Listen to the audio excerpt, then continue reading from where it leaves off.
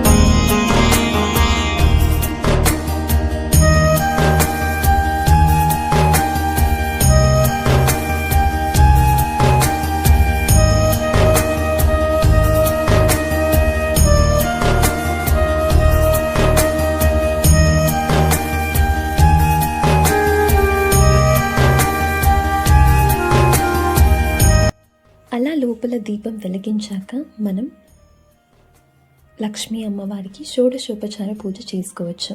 నేనైతే కుబేర దీపం, అలాగే ఇంట్లో దీపాలు ఎక్కువ వెలిగించాలి కాబట్టి అన్ని దీపాలని వెలిగించాను.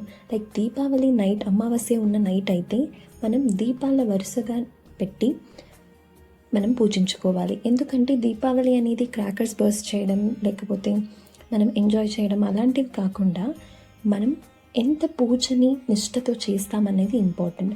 ఆ టైంలో స్పిరిచువల్ ఎనర్జీ అనేది విపరీతంగా ఉంటుంది కాబట్టి మనం దేవుడితో స్పిరిచువల్గా కనెక్ట్ అవ్వగలం. కాబట్టి మనం చాలా మెడిటేటివ్ ప్రాసెస్లో ఉండాలి.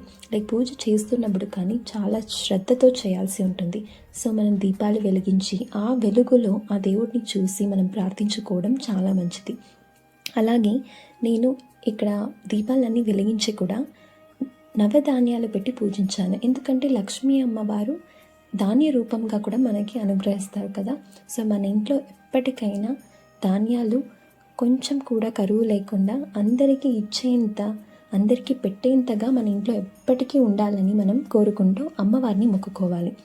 అలాగే లక్ష్మీ అమ్మవారికి ఇష్టమైన ప్రతిదీ పెట్టి మనం పూజించుకోవచ్చు. అలాగే ఇక్కడ చూసినట్టయితే వెంకటేశ్వర స్వామి అలాగే లక్ష్మి కూడా పెట్టి నేను పూజ చేసుకున్నాను. యూజువల్గా అయితే అందరూ లక్ష్మిని పూజిస్తారు కదా, లక్ష్మిని కానీ గౌరమ్మని కానీ పూజిస్తారు.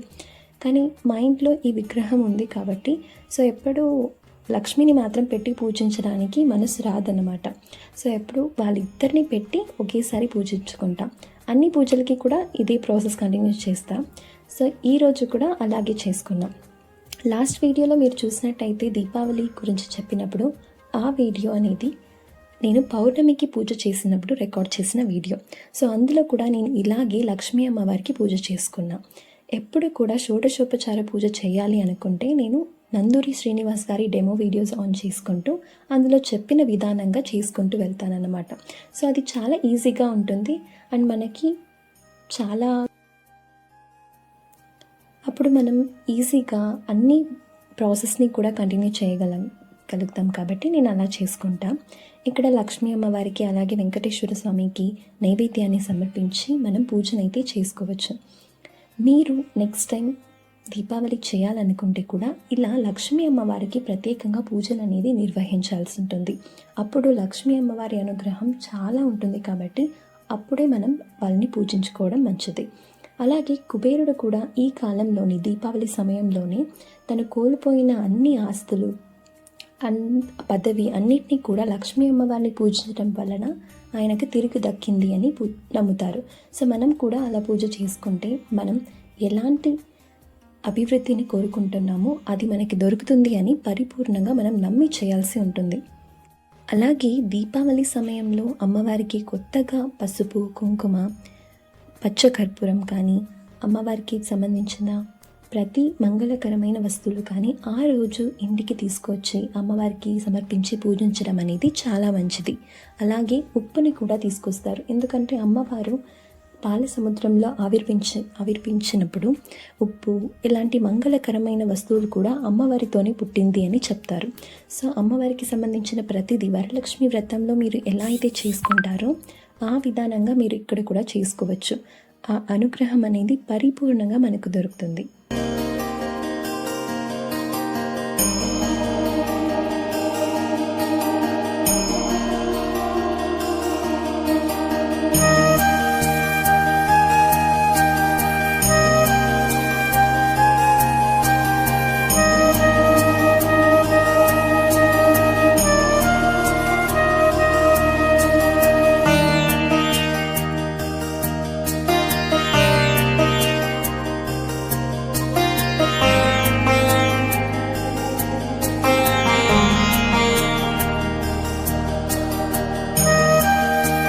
ఇలా మనం అన్ని ప్రాసెస్ని కంటిన్యూ చేస్తూ ఒక్కొక్క స్టెప్గా షోడశోపచార పూజ చేసుకొని అమ్మవారికి ధూపం, దీపం, నైవేద్యం అన్నిటినీ సమర్పించి భక్తితో అమ్మవారిని ప్రార్థించుకోవాలి.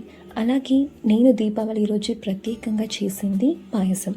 అంటే అమ్మవారికి పాలతో చేసిన పాయసం అంటే చాలా ఇష్టం కాబట్టి నేను ప్రతిసారి అమ్మవారికి పూజ చేస్తే పాయసం కానీ పులిహోర కానీ చేసుకుంటూ ఉంటాను. సో ఈసారి కూడా పాయసాన్ని చేసుకున్నా. అది మనం దేవుడికి నైవేద్యంగా సమర్పించి తర్వాత మనం తీసుకోవచ్చు.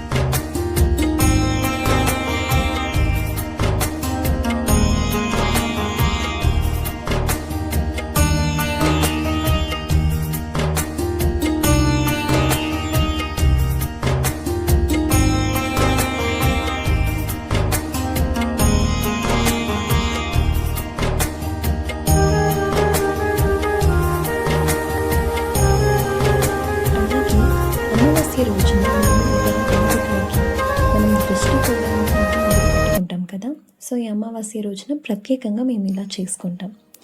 అందరికీ కూడా ఈవిల్ ఐ అనేది చాలా ప్రాబ్లమ్స్ని మనకి తెచ్చిపెడుతూ ఉంటాయి. ప్రతి ఒక్కటి కూడా మనం చేసే పనుల్లో అందరికీ ఒక అసూయ అనేది వస్తూ ఉంటుంది. సో ఆ విధానంగా వాళ్ళు మనం చూసినట్టయితే మనల్ని, అప్పుడు మనకి ఇంట్లో గొడవలు కానీ హెల్త్ ఇష్యూస్ కానీ వస్తూ ఉంటాయి. అదేం కాదు, జస్ట్ ఆ నెగటివ్ ఎనర్జీ అంతే. వాళ్ళు మన ఇంటికి వచ్చి మన అభివృద్ధిని చూస్తూ ఉంటే అప్పుడు వాళ్ళు మన గురించి అనుకోవడం, మనం ఎందుకు ఇలా బాగా పైకి వస్తున్నామని అలా అనుకోవడం వల్ల వచ్చే నెగటివ్ ఎనర్జీ అనేది మనకు అలాంటి డిస్టర్బెన్సెస్ని ఇస్తూ ఉంటాయి.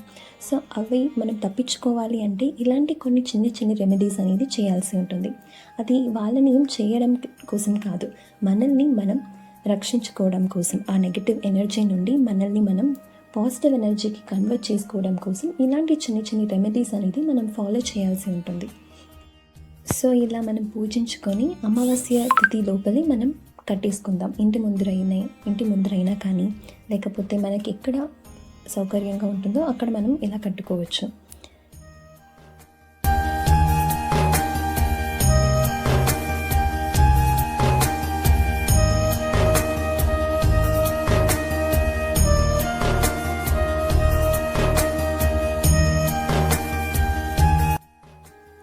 ఇదే మా పూజ గది. చాలా బాగా అందంగా కనిపిస్తుంది, ఎందుకంటే ఆ పువ్వులతో, ఆ దీపాల వెలుగు, ఆ సాంబ్రాణి పొగతో ఎంతో అందంగా కనిపించింది. ఇల్లంతా ఒక పాజిటివ్ ఎనర్జీతో ఫిల్ అయినట్టు ఉంటుంది. ఇలా మనం పూజ చేసుకున్నప్పుడు మనకెంతో ప్రశాంతత, ఒక మనసులో ఒక చాలా పాజిటివ్ ఫీల్ అనేది మనకు వస్తూ ఉంటుంది. సో అందుకే ప్రతి పండుగని కూడా మిస్ చేయక మన వల్ల అయినంత మనం చేసుకోవాలి. ఎంత సింపుల్గా అయినా పర్లేదు, కానీ భక్తితో చేసుకోవాలి. ఈరోజు ఒకటి తీసుకోలేకపోయినా ఇంకో పండుగకి అది తీసుకోవచ్చు, కానీ భక్తితో మనం చేసినట్టయితే మన పాజిటివిటీ అనేది మన ఇంట్లో వాళ్ళలో కూడా కనిపిస్తుంది. సో అందరూ కూడా ఇలాగే ప్రతి పండుగని చాలా ఆనందంగా, చాలా భక్తితో జరుపుకోవాలి అని కోరుకుంటున్నాం. అలాగే మేమైతే రేపు అంటే సండేనే మేము గౌరమ్మకి కేదార గౌరీ వ్రతం అనేది చేసుకున్నాం. సో దానికోసం అని మేము బియ్యాన్ని నానబెట్టేస్తాం. మనం ఆ కజ్జాయిలు అనే పదార్థాన్ని సమర్పిస్తాం కదా దేవుడికి. సో అవి రెడీ చేయడానికి ముందు రోజే మనం బియ్యాన్ని నానబెట్టుకుంటాం. సో అలా చేసుకున్నాం. అలాగే మేము దసరా పూజ అంటే మనం ఇంట్లో ఉన్న వస్తువులకి వీళ్ళే మా నాన్నమ్మ రేపటి కజ్జాయాల కోసం బియ్యాన్ని ఇప్పుడు వాళ్ళు సిద్ధం చేస్తున్నారు. ఇలా ఎప్పటికీ కూడా పండుగ అయితే మా అబ్బాయి వచ్చి చేస్తారు. వాళ్ళు వచ్చి చేయడంలో ఒక హ్యాపీనెస్ ఉంటుంది కదా. వాళ్ళు పండుగ రోజున ఇలా పెద్దలు వచ్చి చేస్తూ ఉంటే చాలా ఆనందంగా అనిపిస్తుంది.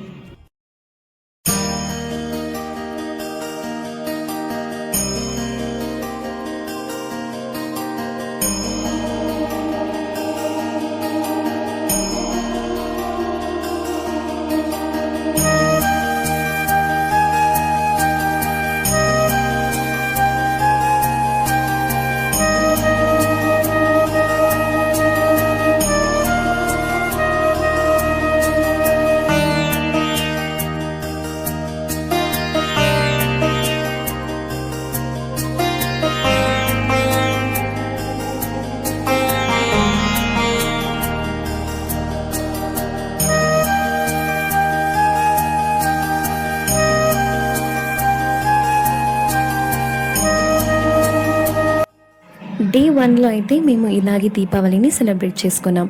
సో డే 2లో కేదార గౌరీ వ్రతాన్ని మేము ఎలా ఆచరించాము అన్నదాన్ని నెక్స్ట్ వీడియోలో మీతో షేర్ చేసుకుంటాం. సో అందరూ ఖచ్చితంగా స్కిప్ చేయక చూడండి.